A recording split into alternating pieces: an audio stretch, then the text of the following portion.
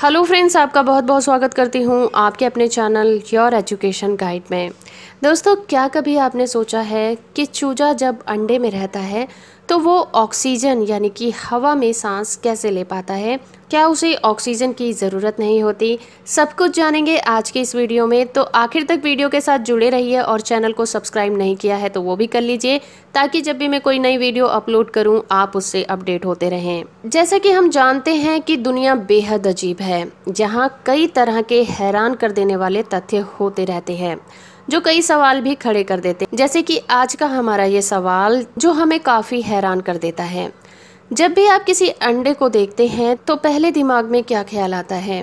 क्या अंडे में चूजा होता है? वो बिना हवा यानी ऑक्सीजन के सांस कैसे लेता है और जिंदा कैसे रहता है? तो चलिए जानते हैं इन्हीं सब सवालों के जवाब। दरअसल अंडे के अंदर अपनी ही एक दुनिया होती है। इसके अंदर पलने वाले चूजे के लिए खाने की व्यवस्था तो होती ही है, साथ ही उसकी सुरक्षा का पूरा इंतजाम भी होता है। लेकिन अंडे की एक और खासियत ये जुड़ी है कि इसमें भ्रूण के विकास के लिए एक खास तरह के तापम की जरूरत होती है।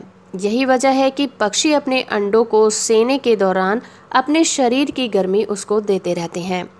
कई मुर्गी पालन केंद्रों में जहां पर सैकड़ों की संख्या में अंडों में से चूजे निकालने का कारोबार होता है, वहां अंडे सेने के लिए मुर्गी की जगह इंक्यूबेट का इस्तेमाल किया जाता है।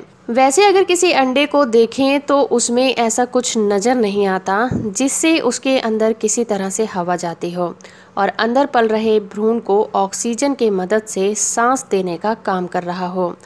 खास बात यह है कि अंडा बाहर भी काफी कड़क होता है। दरअसल अंडे का कड़ा खोल जो अंदर के भ्रूण और उसके खाने को बाहरी खतरों से सुरक्षा देता है, वो हवा के लिए पारगम्य होता है। आमतौर पर देखा जाए तो अंडा बाहरी आवरण चिकना और कड़ा नजर आता है, लेकिन इसमें हजारों की तादाद में छोटे छोटे छेद होते हैं। इन सूक्ष्म छेदों के जरिए ही भ्रूण को सांस लेने के लिए हवा मिलती है और उसी तरह से बाहर भी छोड़ी जाती है। अगर अंडे के खोल पर ग्रीस या फिर कोई क्रीम चिपकाकर उन छेदों को बंद कर दिया जाए तो भ्रूण का विकास भी वहीं रुक जाएगा और वो बढ़ नहीं पाएगा। तो क्या आप जानते हैं कि अंडे के अंदर क्या होता है?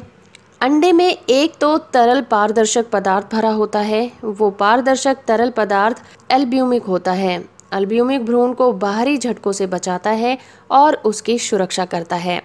एल्ब्यूमिक एक तरह का प्रोटीन का काम करती है जो अंडे में पल रहे भ्रूण का पोषण नहीं करता है, बल्कि उसको सुरक्षा प्रदान करता है। इसमें काफ़ी मात्रा में पानी होता है और गर्म करने पर यह ठोस में बदल जाता है। इस तरह के साथ ही पीले रंग की एक गोलाकार रचना भी दिखाई देती है। इसे यॉक कहा जाता है और इसी को यॉक कहा जाता है। आप यॉक को थोड़ा और गौर से देखेंगे तो यॉक पर एक सफ़ेद रंग का धब्बा दिखेगा। दरअसल यही भ्रूण है और इसी से चूजा बनता है। खास बात यह है कि अंडे में यॉक ही काफ़ी अहम भूमिका निभाता है। यॉक में प्रोटीन, चर्बी, विटामिन, लवण जैसे कई प्रकार के पोषक पदार्थ भरे होते हैं। यॉक ही अंडे में विकसित हो रहे भ्रूण के लिए पोषण उपलब्ध कराता है। अगर हम बात करें हवा की थैली की तो कवच के अंदर सटी हुई एक सफेद रंग की झिल्ली होती है। पहली नज़र में ये झिल्ली एक ही लगती है, लेकिन थोड़ा गौर से देखने पर हमें समझ में आता है कि यहाँ दो झिल्लियाँ आपस में चिपकी होती हैं। इन्हें हम बाहरी झिल्ली और भीतरी झिल्ली कह सकते हैं। अंडे के चौड़े सिरे की ओर हवा की थैली होती है और इसी थैली के जरिए अंडे के अंदर विकसित हो रहे भ्रूण को सांस लेने के लिए ऑक्सीजन मिलती है। अगर हम मुर्गी के द्वारा सेए जा रहे अंडे को फोड़कर देखें तो चौड़े सिरे पर एक हवा की थैली की झिल्ली पर काफ़ी सारी खून की नलियां फैली दिखाई देती हैं। जाहिर है कि भ्रूण इन नलियों के जरिए ही सांस के लिए ऑक्सीजन लेता है और कार्बन डाइऑक्साइड छोड़ता है। ये हवा की थैली बाहर और भीतरी झिल्ली के बीच होती है और अंडे के ऊपर का आवरण कैल्शियम कार्बोनेट का बना होता है। आपने ये देखा होगा कि जो जीव जमीन पर अपने अंडे देते हैं उनके अंडों का कवच कठोर होता है, जहां ये कवच बाहरी खतरों से उनको सुरक्षा देता है। इसके जरिए हवा का आना जाना संभव हो पाता है और इसी कवच में बहुत सारे छोटे छोटे छेद होते हैं।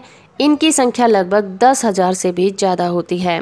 और एक छेद का साइज 0.017 mm होता है। तो फ्रेंड्स, आई होप कि अब आप समझ गए होंगे कि एक अंडे के अंदर भ्रूण किस तरह से हवा लेता है और किस तरह से जिंदा रहता है।